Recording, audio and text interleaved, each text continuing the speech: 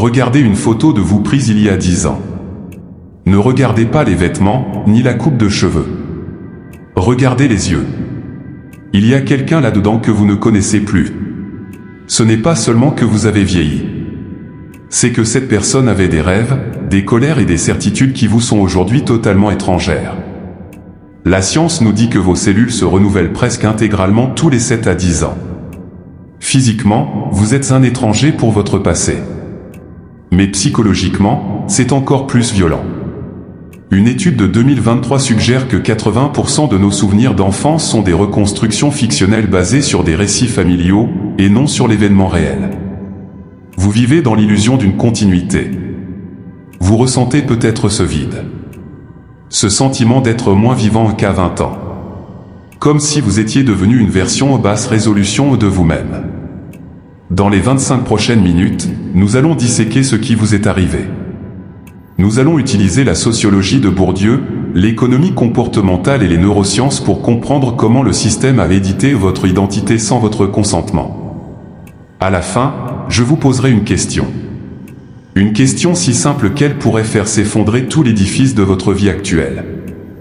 Mais avant de reconstruire, nous devons comprendre pourquoi vous avez disparu. Pourquoi avons-nous l'impression de subir notre vie plutôt que de la piloter? Pierre Bourdieu appelait cela l'habitus. L'habitus, c'est ce logiciel invisible que la société installe dans votre cerveau dès l'enfance. Ce n'est pas une opinion, c'est une structure de comportement. C'est ce qui fait que vous savez instinctivement comment vous tenir dans un dîner en ville, ou pourquoi vous ressentez une boule au ventre devant un formulaire de la préfecture.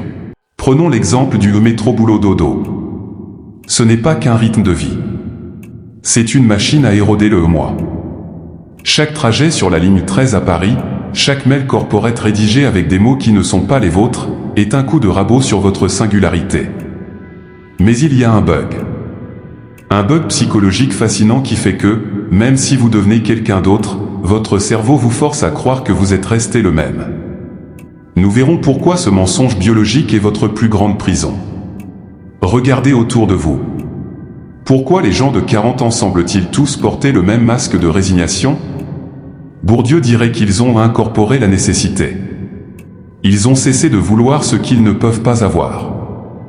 Ils appellent ça la maturité. La science appelle ça une extinction. Attendez. C'est en réalité pire que vous ne le pensez. Vous ne vous êtes pas seulement adapté.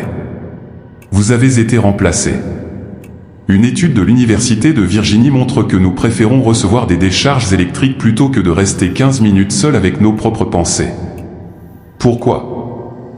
Parce que rencontrer le moi actuel est devenu trop douloureux.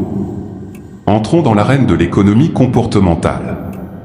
Daniel Kahneman, prix Nobel, nous explique que nous sommes victimes de l'aversion à la perte. Vous restez dans un job qui vous épuise. Vous restez dans une identité qui vous étouffe. Pourquoi? Parce que votre cerveau valorise davantage ce qu'il possède déjà, même si c'est de la souffrance, que ce qu'il pourrait gagner. C'est l'illusion du choix. En France, nous avons un rapport particulier au statut. Le diplôme, le titre, la résidence. Ces éléments deviennent des prothèses d'identité. Vous n'êtes plus Jean, vous êtes cadre supérieur dans la logistique. Et quand le système possède votre définition, il possède votre vie. Qui profite de votre amnésie identitaire? Pourquoi est-il rentable pour le marché que vous ne sachiez plus qui vous étiez il y a 10 ans? Faites le lien avec l'habitus. Si le système économique définit vos besoins, et que la sociologie définit vos goûts, que reste-t-il de la personne qui rêvait sur les bancs du lycée? Rien. Juste un consommateur performant qui croit être libre parce qu'il a le choix entre 3 marques de café bio. C'est ici que nous touchons au cœur du mystère. Connaissez-vous le paradoxe du bateau de Thésée? Si on remplace chaque planche d'un bateau, est-ce toujours le même bateau? Et si on construit un deuxième bateau avec les vieilles planches, lequel est le vrai? Le philosophe Derek Parfit suggère que le moi n'est qu'une chaîne de souvenirs et d'intentions. Mais cette chaîne est fragile. Voici le bug psychologique, la fabulation narrative. Votre cerveau est un romancier, pas un historien. Il réécrit votre passé pour justifier vos échecs présents. Quand vous dites « j'ai toujours été réaliste », c'est faux. Vous étiez idéaliste, mais votre cerveau a effacé cette version de vous pour que vous ne mouriez pas de honte devant votre miroir chaque matin. Alors, sommes-nous programmés pour perdre ? Sommes-nous condamnés à devenir des fantômes de nous-mêmes, errant dans les couloirs d'une vie que nous n'avons pas choisie ? Où existe-t-il une trappe de sortie ? Le secret est là, dans cette aporie. Simone de Beauvoir disait « On ne naît pas femme, on le devient ». Nous pourrions ajouter « On ne naît pas soi-même, on se construit contre le monde ». La résolution est brutale. Vous n'êtes pas la même personne qu'il y a 10 ans. Et c'est votre plus grande chance. La continuité est un piège.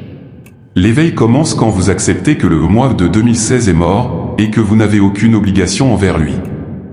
Vous n'êtes pas un nom sur une fiche de paie. Vous n'êtes pas une statistique de consommation. Vous êtes une expérience en cours. Reprenez le stylo. Pratiquez le vérification d'identité, écrivez ce que vous appréciez vraiment, sans le filtre du regard des autres. Vous vous sentez réveillé ? Bien.